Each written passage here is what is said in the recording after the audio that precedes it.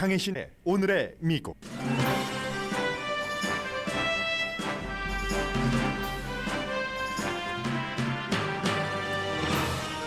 오미크론 변이 속보가 나흘째 세계 탑 뉴스입니다. 바이든 대통령이 공포에 떨 것까지는 없다고 연설했어도 현재 다우지수는 500포인트 이상 내려가고 있을 정도입니다. 오미크론 감염자가 처음 확인된 사우스아프리카에서 비행기를 타고 해외로 나간 사람이 11월에 45만 명입니다. 사우스아프리카를 방문하지 않은 사람 사이에서도 감염자가 확인되고 있습니다.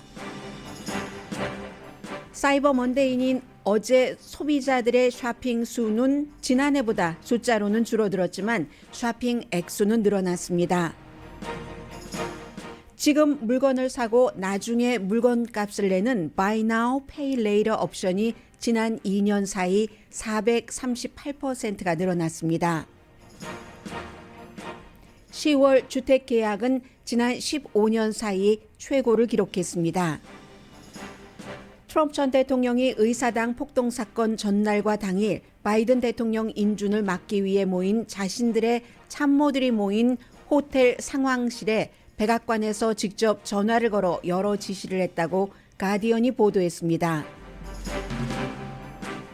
트위터 창업자가 CEO 자리를 내놓은 것은 소셜미디어 회사들이 겪고 있는 현재의 딜레마와 미래의 방향을 보여주는 것이라고 전문가들이 해석합니다.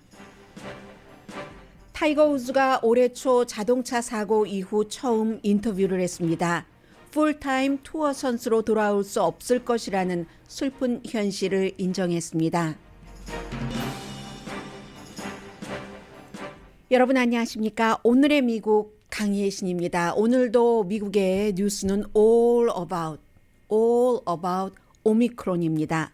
오미크론을 치료한 사우스아프리카의 의사가 아무리 이 증상이 아주 약하다라고 얘기를 해도 또 바이든 대통령이 어제 이 시간에 대국민 연설에서 패닉 상황, 공포까지 갈 것은 없다고 밝혔어도 역시 세계에서는 지금 다우지수가 640.28포인트가 현재 내려가고 있습니다. 제가 헤드라인에서 여러분들께 전해드렸었던 것보다도 훨씬 큰 폭으로 지금 내림세를 보입니다. 이것이 바로 오미크론에 대한 세계의 공포를 말해주고 있습니다. 제롬 파월 미국 연준 의장이 오늘 의회에서 오미크론 그 경제에 대해서 증언을 하게 될 텐데 아마 오미크론이 세계의 경제를 미국을 포함을 해서 위험에 빠뜨릴 수 있다는 증언을 하는 것으로 알려졌습니다. 오늘도 오늘의 미국은 오미크론 변이 바이러스에 대해서 우리가 알고 있는 것, 모르고 있는 것, 그러면 이 상황에서 어떻게 마음의 준비를 해야 될지를 전해드립니다. 먼저 현상입니다. 세계보건기구는 오미크론 환자가 처음 발견된 것으로 확인이 된 그 환자의 확인이 처음 된 사우스아프리카에 대해서 많은 나라들이 거의 모든 주요 세계 나라들이 그곳에서 오는 비행기를 받지 못하도록 미국을 포함해 한국도 마찬가지고 영국을 포함한 여러 유럽의 국가, 유럽연합 전부 또 일본 등등의 나라들이 그러한 조치를 한 것이 사우스아프리카에 불공평하다라고는 얘기를 합니다. 그렇게 얘기를 하면서도 동시에 오미크론은 대단한 위협이라고도 말합니다. 미국의 질병통제국은 부스터샷에 대해서 입장을 바꿨습니다. 이제 18살만 되면 누구든지 부스터샷을 맞으라고 권고했습니다. 캘리포니아주를 포함한 주정부 자체에서는 얼마 전부터 몇 주일 전부터 이 부스터샷을 18살 이상이면 맞는 것을 권고했지만 질병통제국이 어제 이 같은 발표를 했습니다. 바이든 대통령이 패닉 상황은 아니다. 우리가 조심해야지 되지만 주의해야지 되지만 이 같은 연설을 하고 몇 시간 뒤에 내려진 질병통제국의 권고입니다.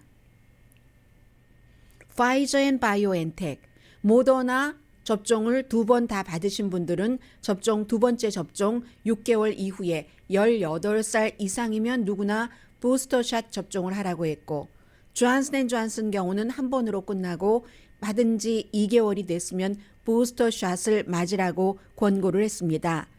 그리고 파이저 앤 바이오엔텍사가 파이저사가 16살에서 17살 사이도 부스터샷을 맞을 수 있도록 신청을 식품의약국에 할 예정입니다.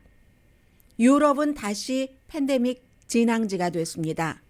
오죽하면 그리스에서는 60세 이상 되신 분들이 부스터샷 접종을 백신을 맞지 않으면 부스터샷이라기보다 백신 접종을 맞지 않으면 한 달에 100유로 미국 돈으로 114달러 벌금을 내게 했습니다.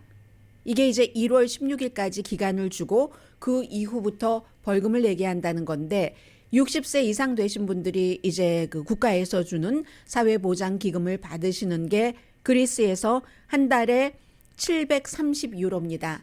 730유로 가운데서 100유로를 달러로 환산하면 114달러를 약 7분의 1을 백신 접종을 받지 않았으면 벌금으로 내라는 게 그리스의 입장입니다. 그리스는 60세 이상의 백신 접종률이 83%입니다. 포르투갈 뭐 이런 주변 국가에 비해서는 낮은 편이죠. 포르투갈의 예를 들면 98%가 되니까는요. 그래서 이제 이 정도로 유럽에서 다시 오미크론이 확산될 조짐이 보이면서 이미 확인되지 않은 오미크론 감염자도 많을 것으로 보고 이 같은 조치를 하고 있습니다. 그럼 오미크론이란 무엇인가? 현재 어제 이후에 또다시 이제 레이티스트 나온 것까지 조금 합쳐서 말씀을 드리자면 사우스 아프리카에서 처음 확인이 됐고 이 오미크론 자체도 뭐 한 30종류의 이 변이 같은 것들이 섞여 있고 등등 하는데 결론은 인간의 세포에 쫙 그 달라붙는 그 바인드 되는 그것이 굉장히 강하답니다. 델타보다도 강하고 속도 그 퍼지는 속도뿐만이 아니라 그렇다는 거거든요. 물론 모든 바이러스는 그 생명의 사이클이 있습니다. 그래서 그 사람의 세포에 달라붙기 전에 죽을 수가 있죠. 바이러스가 그 사이클이 끝날 수가 있는데 더 잘 달라붙는다는 것은 그만큼 그렇기 때문에 그 위험하다라고 보고 있는 것이고 중요한 것은 이제 사우스 아프리카를 기준점으로 보고 있으니까요. 사우스 아프리카에서 국제선 인터내셔널 그런 그 비행기를 타고 사우스 아프리카에서 밖으로 나간 사람이 11월, 지금 이제 11월 오늘 마지막 날입니다. 11월 달에 45만 명이 된답니다. 좌석이 45만 싯에 채워져서 이제 그 사람들이 밖으로 나갔다는 건데 물론 사우스 아프리카에서 국제선을 타고 밖으로 나갈 때 주변 국가로 나가는 게 가장 많고요. 그러나 7% 정도는 서유럽으로 가고 5% 정도는 중동으로 간다는 얘기거든요.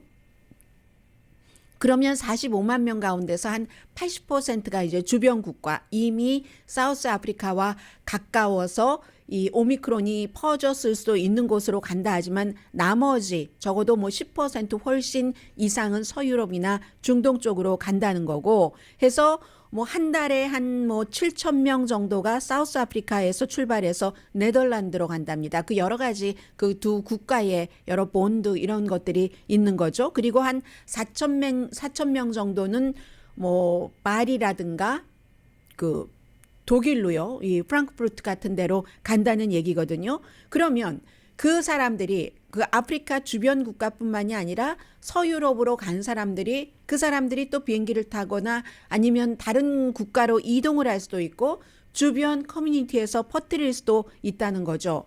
그렇기 때문에 미국, 유럽, 한국을 포함한 아시아가 사우스 아프리카 쪽에서 들어오는 비행기를 단속하기 이전에 이미 오미크론이 많이 퍼졌을 확률이 있는 거고 11월 29일 현지 날짜로 스코틀랜드에서 6케이스가 오미크론 그 감염자로 이제 확인이 됐는데 어떤 사람은 사우스 아프리카에 안 간 사람입니다.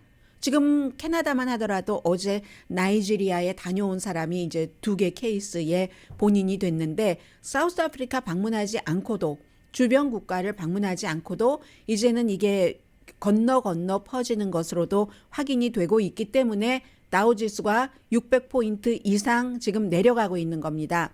처음 오미크론이 나오고 많이 내려갔고 그 선물 거래에서도 내려갔고 어제 좀 오늘의 미국을 방송되는 시간쯤에 회복되는 것처럼 보였으나 다시 또 지금 내려가기 시작하는 겁니다. 백신에 대해서요.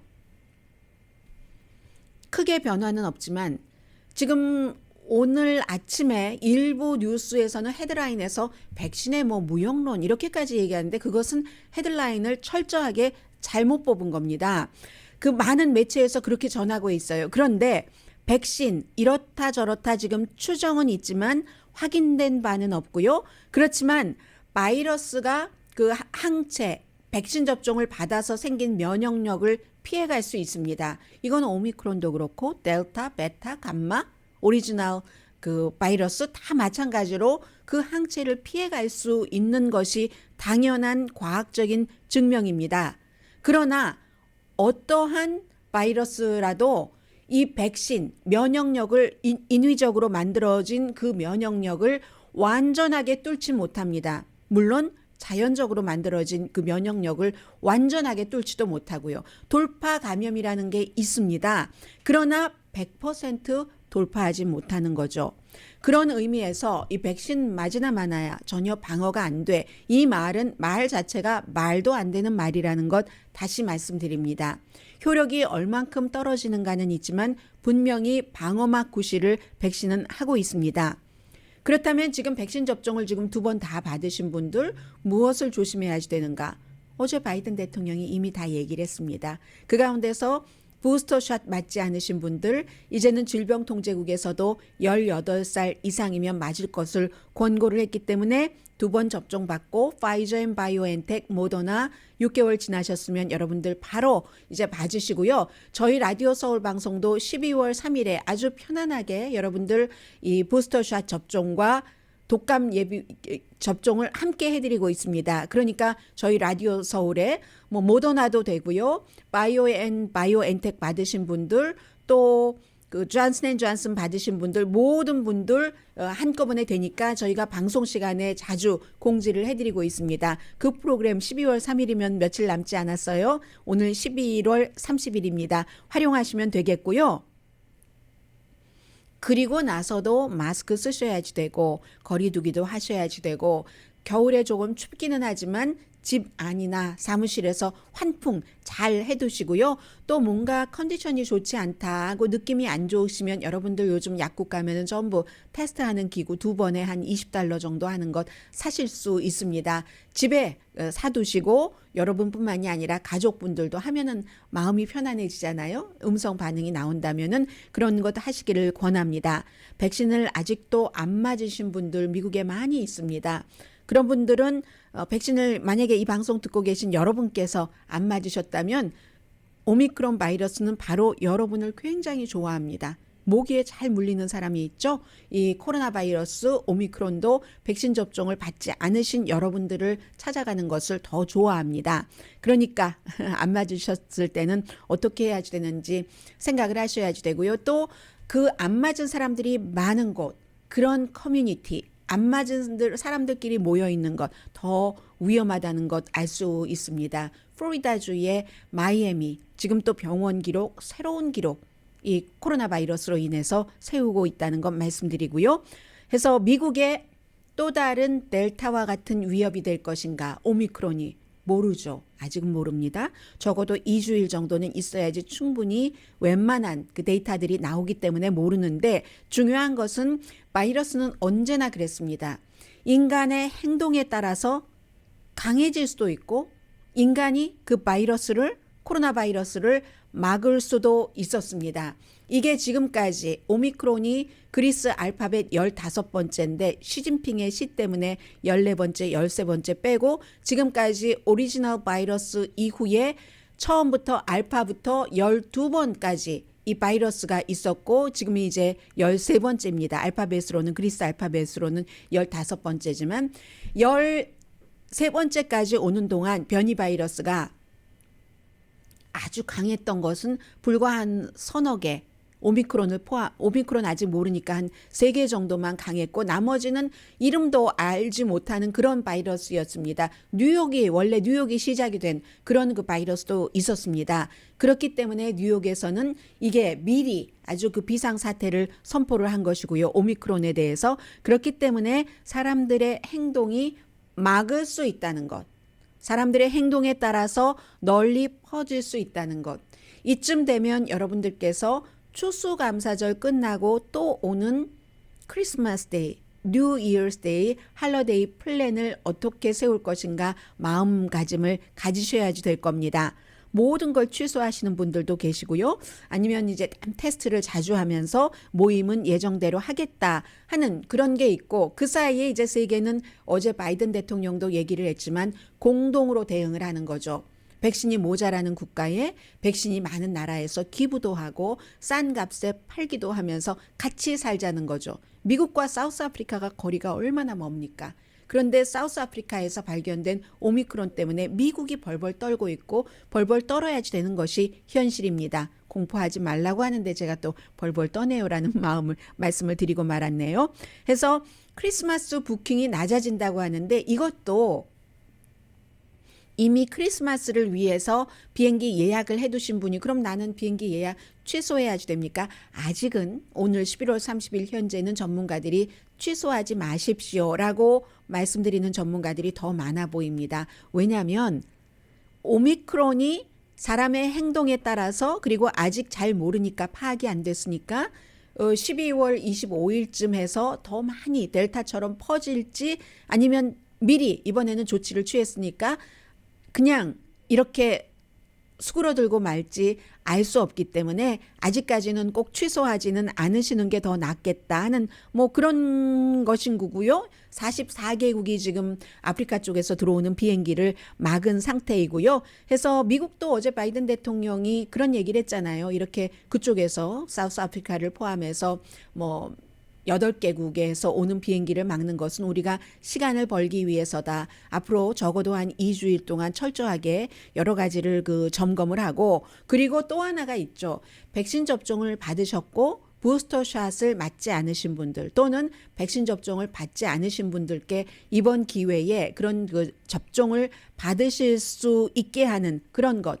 Maybe 부스터샷이 완전히 의무화가 되는 그런 수순으로 가는 것을 예상을 하는 전문가들이 굉장히 많습니다. 그러니까 어쨌든 크리스마스 전에 오미크론이 이 그림자가 거칠 수도 있고 그 그림자가 암흑으로 들이올 수도 있고 인간의 행동에 따라서도 많이 좌우되기 때문에 계획 자체는 여러분들 완전히 취소하실 것까지는 없는 것 같고요. 앞에 말씀드렸던 하실 수 있는 일들을 하시면서 항상 그 최악의 상황에 대비하고 최선이 오면은 우리는 해피한 인생을 누리는 것 아니겠어요?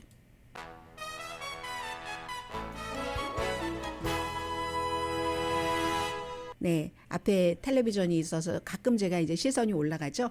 텔레비전이 저의 눈보다 조금 높이 있어서 그러는데 여러분들께 방송 드리면서도 이제 속보를 점검하기 위해서 그런데 지금 케이블 텔레비전은 1월 6일 의사당 폭동 사건에 관한 트럼프 전 대통령의 개입설 이런 것이 미국에서가 아니라 해외에서 먼저 들어온 뉴스들이 있기 때문에 그걸 보도하고 있고요. 그보다는 어쩌면 많은 분들께서는 이제 소매업을 하시는 분들이 워낙에 한국 분들 가운데에서 많으시기 때문에 할로데이 쇼핑 어떻게 될 것 같은가? 그런 것을 오지 않은 날이기 때문에 확실히 알 수는 없지만 이미 지나간 것으로 데이터로서 예상해 볼 수는 있잖아요. 잠시 뒤에 전해드립니다.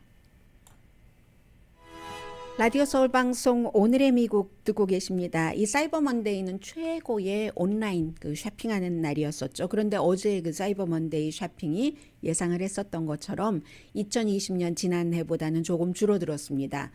클릭 수가 줄어들었다는 얘기예요. 물건을 산 개수가 1.4%가 줄어들었는데 그래도 액수는 좀 늘어났다고 하거든요. 예를 들어서 올해의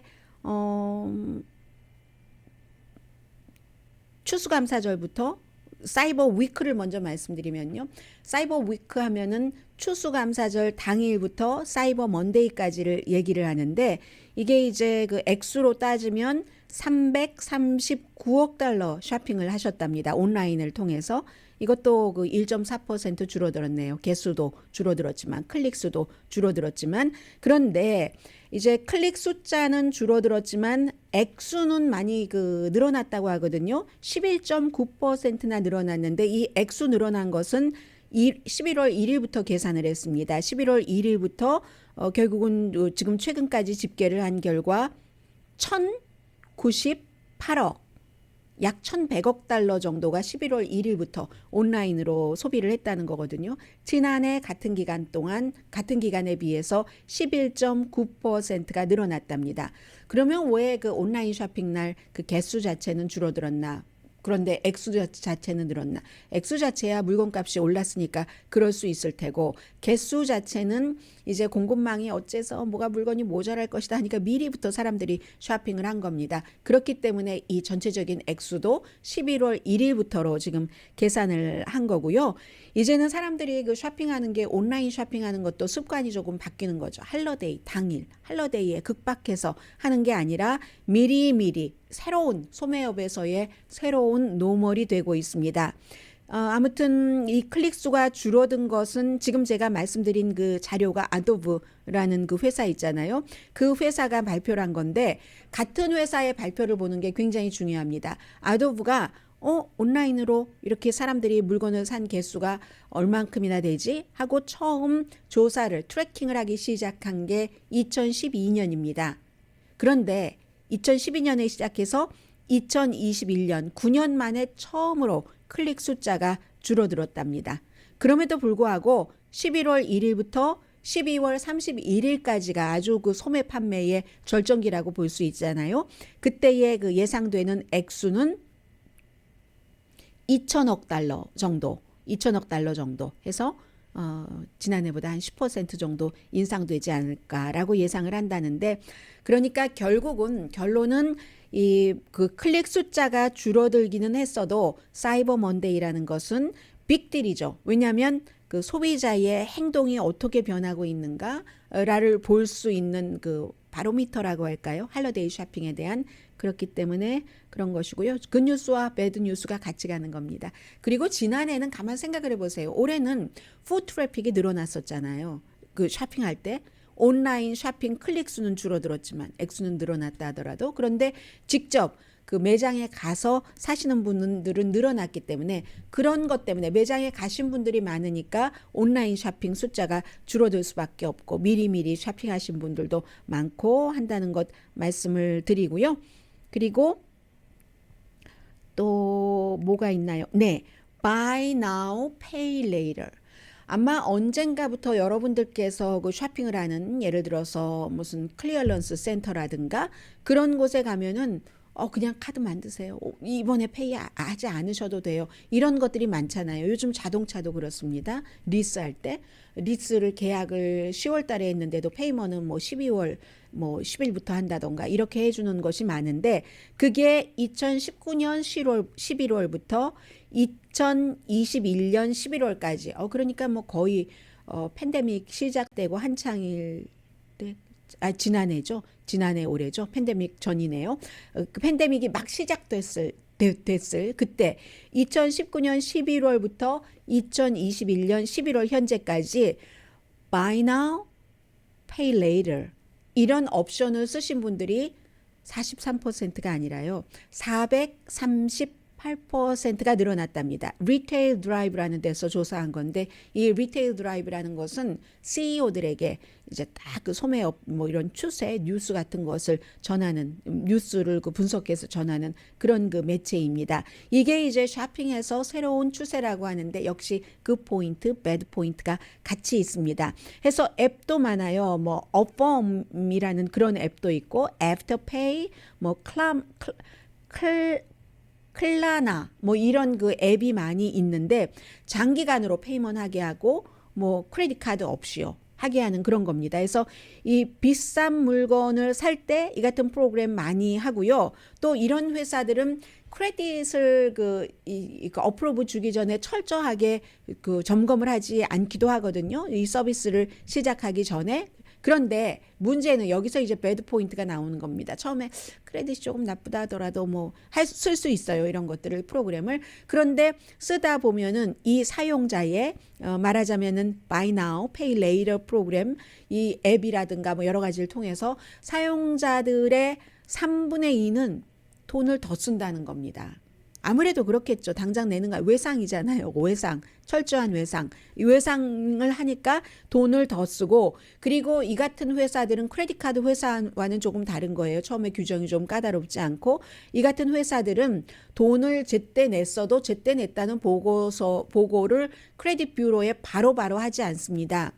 그 바로바로 하지 않기 때문에 이 크레딧을 쌓기에 그다지 좋지 않은 거죠. 그리고 나중에 페이오프를 다 해도, 예를 들어 전형적인 크레딧 카드 회사 같은 경우는 매달 바로바로 보고를 하니까 크레딧 올라가는 거 척척척척 되는데, 이런 회사들은 페이오프를 다 했어도 한동안 크레딧 뷰로에 제대로 보고를 하지 않기 때문에 크레딧을 쌓기는 별로 좋지 않은 프로그램입니다.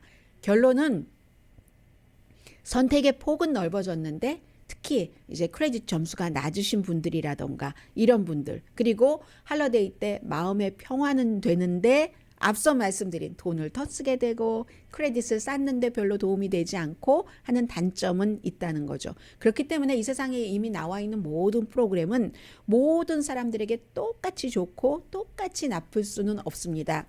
다만 선택을 소비자가 한다는 것이고, 소비자가 선택을 제대로 하기 위해서 정보를 알아야지 되고요. 이런 프로그램이 있는 걸 모르시는 분들도 계실 테고, 어디 가서 이게 있는데 이렇게 마련하셔서 쓰시겠어요 하면은 잘 모르니까 불안해서 하지 않기도 하고, 그렇기 때문에 아는 것이 힘이다.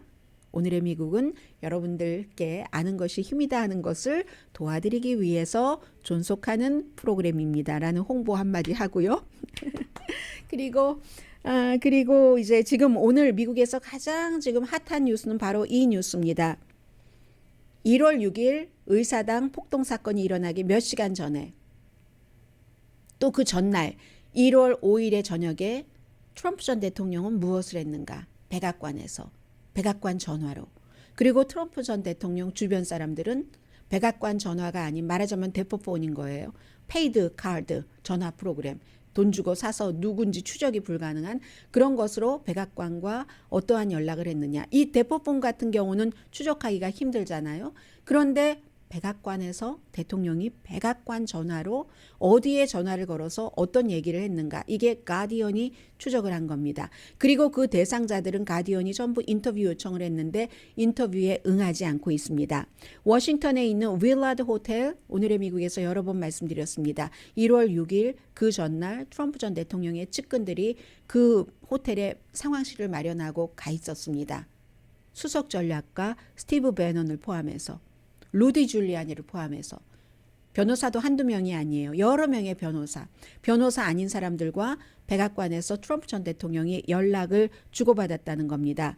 그래서 가디언의 보도에 따르면 트럼프 전 대통령이 그곳에 가 있는 자신의 그 루터넌트들에게, 보좌진들에게 압박을 했다는 거예요. 어떻게 하면은 예를 들어서 지금 하원에서 조사하고 있는 게 그거잖아요. 시위대와 연관해서 최종적인 목표는 바이든 대통령 인준을 거부하도록 하기 위해서 마이크 펜스 부통령을 압박했지만 그게 통하지 않았어요. 부통령도 처음에 그렇게 하려고 했는데 공화당의 다른 그 유력한 사람들 말을 들어보면 그렇게 할 수도 없을 뿐더러 그렇게 했다가는 본인이 감옥에 가게 되니까 하지를 못했고, 그러니까 거기서 실패를 한 거예요. 그 마이크 펜스 설득에서 실패를 할 수밖에 없는 구조죠. 그 구조는. 그러니까 이제 다른 주변 사람들을 통해서 적어도 이 바이든 인준을 연기해 보려고 했다는 그러한 것이라는 거죠. 그런데 그 현장에 가 있던 그 여러 명의 변호사들은 지금까지는 이런저런 이유로 그 부정을 했습니다. 트럼프 전 대통령이 그렇게 하려고 했던 건 아니고, 다만 각 주 정부 정치인들을 압박을 해서 마이크 펜스 부통령이 바이든 대통령 당선자의 인준을 확인하는 작업을 연기하도록, 왜냐하면 부정선거니까 그들의 주장인 거예요. 그렇게 해서 그렇게 하려고 했지, 그 트럼프 전 대통령에게 직접 지시받은 바가 없다. 이것은 본인들의 앞으로의 법적인 절차에도 문제가 되기 때문에 그런 거죠. 지금 그렇고 인터뷰 요청 아무도 하지 않고. 이게 왜 중요하냐. 직접 백악관 전화 라인으로, 그 커맨드 센터로 전화를 했고, 대화 내용도 트럼프 전 대통령이 그것을 승인해 주지 말라고 하고 이제 시위대와 연관이 있는 것이고요. 그렇기 때문에 해서 이제 중요한 것이고요. 그리고 하원에서는 제프리 클락이라는 전에 그 트럼프 시대 때에 법무부에서 일했던 사람인데, 이 사람을 결국은 형사 기소를 해야 된다고 요청을 했습니다. 왜냐하면 당시에 여러 가지 그 서류 같은 것 기록을 의회에 제출하라고 하는데 그 소환에 거부했기 때문에 지금 그런 것이고요. 그리고 이게 가디언뿐만이 아니라 미국의 그 롤링스톤이라는 잡지가 뭐 음악 잡지지만 굉장히 정치에 관해서 아주 그뭐 관통하는 이런 보도를 가끔 한다고 여러 번 말씀을 드렸는데 롤링스톤스의 보도에 따르면 트럼프 전 대통령 이건 누구나 사실 알고 있는 것이긴 하지만 의회에서는 증거를 확보를 하기 위한 것이고 트럼프 전 대통령이 모든 바이든을 대통령 인준하는 것을 거부하기 위해서 할 수 있는 것은 다 했다. 당시 시위하는 것, 행진하는 것, 시위대 가라 나도 따라간다 하는 것부터 대포폰을 써가면서 트럼프 전 대통령의 가족들과 또 백악관과 이 바깥에서는 연결하기 위해서 모든 것을 다 했다는 것이 롤링스톤스의 보도입니다.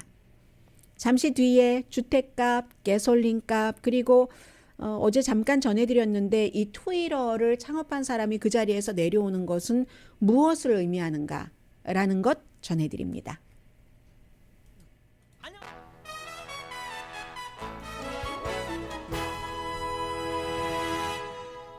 라디오 서울 방송 오늘의 미국 듣고 계십니다. 네, 요즘 주택 시장이요 정말 빡빡합니다. 제 주변에서도 집을 보시는 분이 계시기 때문에 제가 관심을 갖고 특정 지역을 보고 있는데 없어요. 나오는 집이 없습니다. 그게 이제 전반적으로 전체적으로 그렇다는 건데 전국 부동산 협회 특히 전국 부동산 협회 하면은 요즘에 그 순천에서 태어나셔서 미국에 오셔서 이제 90년대에 학부를 마치고 또 그 뒤에 박사 과정까지 하신 그 폴듀 대학교에 나오고 메릴랜드 대학에서 95년은 아닌데요. 아무튼 박사학위를 받으신 로렌스 윤 이분 그 부동산 협회의 그 수석 부사장이기도 하고 수석 경제학자이기도 하잖아요. 이분의 얘기를 굉장히 많이 듣고 있습니다. 그래서 이제 그 여러 가지 얘기하는 것이 컨트랙트 사이닝이 7.5% 10월 달에 9월 달보다 늘어났답니다. 이 컨트랙트 그 사이닝 하면은 일단 그 오퍼를 받은 거죠. 여기서부터 이제 클로징까지 또 기간이 있고 그 기간에 뭔가가 잘못되면 계약은 깨지고 말잖아요. 그래서 보통 이제 그 컨트랙트 사이닝으로 볼 때 7.5%나 9월 달에서 6월 달보다 아니 9월 달에서 10월 달 사이에 늘어났다. 그것도 모든 지역에서 그렇답니다. 왜 제가 보고 있는 지역에서는 집이 없나요? 그런데 이게 한 달 사이에는 그런데 이것도 1년 전보다는 1.4% 적은 것이라고 하고요. 왜 이렇게 사람들이 집을 많이 찾겠습니까? 렌트비가 올라가고 또 모기지 이자율이 결국은 오를 것이다 하는 것을 예상하는 거죠. 한국이나 미국이나 똑같습니다. 한국도 3년 만에 처음 8월 달에 이자율을 기준금리를 0.25% 올려서 0.75%로 하고 그리고 며칠 전에 다시 0.25%를 올려서 1%를 기준금리로 했잖아요. 이게 이제 부동산을 잡기 위한 여러 가지 노력도 포함이 된 건데 이자율 싸니까 돈 빌려서 주식 투자하고 집에 어떻게 해보려고 하고 하니까 그러는 것인데 미국도 마찬가지입니다. 이자율이 지금은 굉장히 낮지만 이 이자율이 오를 것을 걱정하는 사람들 어차피 렌트비가 자꾸 오르니까 이러느니 집을 사는 게 낫겠다 하는 그런 그 결정을 하는 사람들이 굉장히 많은 거죠. 그에 비해서 내놓으시는 분들은 별로 없는 거예요. 더군다나 요즘에 할러데이였고 하니까 해서 10월 달에 그 컨트랙트 사인 그 증가는 전체 기존 주택 판매를 한 600만 채 이상으로 끌어올렸습니다. 15년 사이에 최고래요.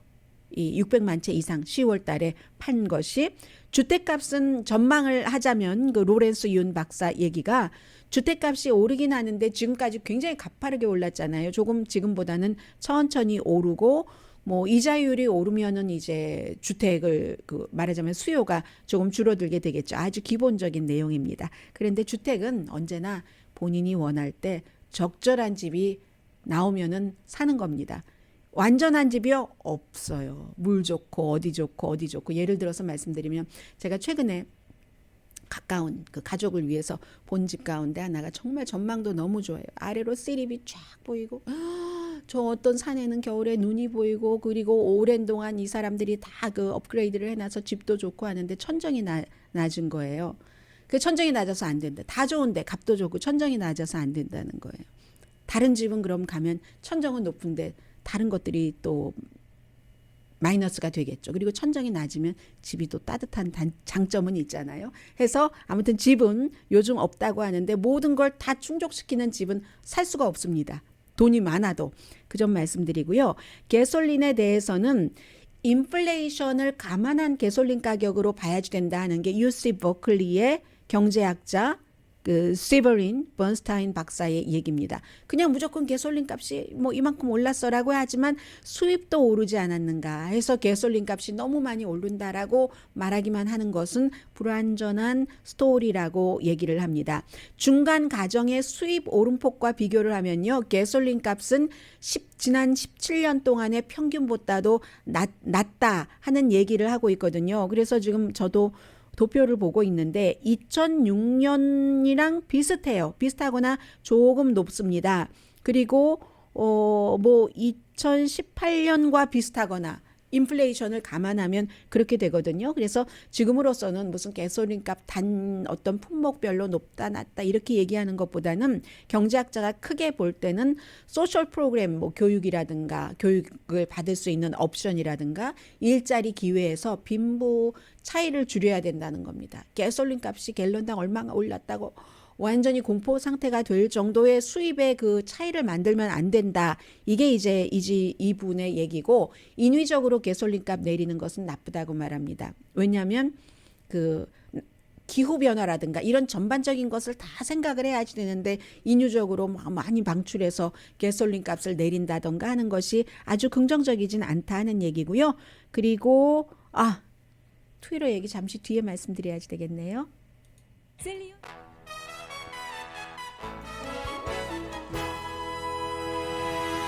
라디오 서울 방송 오늘의 미국 듣고 계십니다. 네, 이 트위터가 이제 원래 창업했고 CEO 자리를 지키다가 물러났다가 다시 온 CEO가 이제는 창업자가 가지고 갈 이런 회사는 아닌 것 같다 하고 사임을 발표를 했는데 뭐 여러 가지 얘기가 있었죠. 잭 돌시 이 CEO가요. 어제 내려간다 하니까 결국은 뭐 올라갔다 내려갔다 하다가 트위터 주식이 마감은 마이너스 2.7이었는데 그동안 비난을 많이 받았었습니다. 뭐 관리 스타일이라든가 그리고 이제 최근에는 암호화폐에 특히 이제 비트코인에 너무나 이 CEO가 집중을 하고 있기 때문에 그런저런 해서 이제 새로운 CEO가 지금까지 이 회사의 CTO 테크놀로지 오피서였었던 인도에서 이민으로 온 37살밖에 되지 않습니다. 트위터에서 일한 지 그 10년이 됐고요. 파라그 아라왈이 됐는데 이 선택은 안전한 것이죠. 지금 이렇게 보면은 트위터나 그 페이스북은 사람이 물러나는 대신 보통 이제 뭔가 회사에 불만이 있으면 CEO가 물러나는데 페이스북은 그 회사 이름을 바꿨잖아요. 메타로 이름을 바꿔버렸는데 그것이나 트위터의 이 같은 변화나 비슷하다고 보는 건데 예를 들어서 이제 최근에 소셜 미디어를 보면은 사람들의 신뢰를 잃어가고 있는 겁니다. 정치가 양극화되면서 또 이제 개인 그 정보가 막 그 유출되고 혐오 스피치를 그대로 둔다. 아니면 또 그걸 막으면 뭐 표현의 자유를 위배한다. 뭐 이런 식으로 지네는 돈은 끝까지 벌면서 이게 지금 트위터나 페이스북에 대해서 사람들이 갖고 있는 불만인데 게다 대고 CEO들도 힘듭니다. 의회에 불려가서 계속 증언을 해야지 되고 이 페이스북의 트위터의 CEO는 다른 소셜 미디어 그 CEO보다 더 많이 그 불려갔었고 우파에서는 너무 검열이 심해라고 얘기를 하면 좌파에서는 더 했어야지 일찍 했어야지 이게 왜 그러냐면 이 트위터가 바로 돌시가 CEO로 있을 때 트럼프 전 대통령의 어카운트를 닫아버렸잖아요. 우파에서 이게 뭐야? 좌파에선 진즉에 그랬어야지. 벌 돈 다 벌고 이제 와서 뭐 대통령 내려가기 직전에 어카운트를 닫아? 지난 4년 동안 너희들이 한 일은 뭐야? 사회에 해악을 끼쳤잖아. 양쪽에서 다 비난을 받는 겁니다. 그런 사이에 이제 페이스북은 비슷한 비난을 받으면서 또 CEO들이 정치적으로 될 수밖에 없고요. 어느 쪽으로 가느냐? 될 수밖에 없는 건 아니지만 그렇게 많이 됐고 해서 페이스북은 사람 대신 이름을 바꿨고 트위터는 사람을 지금 바꾸는 거죠. 소셜미디어가 표현의 자유와 잘못된 정보 사이에서 균형을 지금 찾아가는 사이에서 이것도 바꿔보고 저것도 바꿔보고 하는 거고요. 페이스북은 한 30억 명 손님이 있는 거고 트위터는 그보다는 작고 그 사이에 틱톡 같은 건 막 차고 올라오죠. 빅 소셜미디어 그 어떤 그 플랫폼은 여전히 있겠지만 그 같은 플랫폼이 있지만 뭔가가 이제 변화를 사람들이 원한다는 새로운 리더가 필요하다는 이런 상황에서 이제 그 트위터의 CEO가 이제 잭 돌시가 물러나게 되는 거죠. 타이거 우즈 스토리는 언제나 골프와 연관되지 않은 사람의 스토리를 가져다 줍니다. 골프 다이제스트와 30분 동안 인터뷰를 했는데 그 사이에 내가 병원에서 나올 때는 전혀 불가능한 것 같았던 일이 지금 앞으로 골라 호건처럼 미스터 호건이라고 얘기를 했어요. 벤 호건 얘기하는 거겠죠. 세계 최고 선수들과 골프 토너먼트에 나갈 수도 있고 인생을 그렇게 즐길 수 있지만 산에 올라갈 때 최정상에 가야지 된다면 나는 그것은 현재로서는 불가능할 것 같다. 때때로 토너먼트에 참가할 수는 있을 것 같다. 타이거 우즈가 이런 슬픈 현실을 인정을 했는데 저는 타이거 우즈가 이것을 극복하고 더 좋은 건강을 찾길 바랍니다. 강희신이었습니다.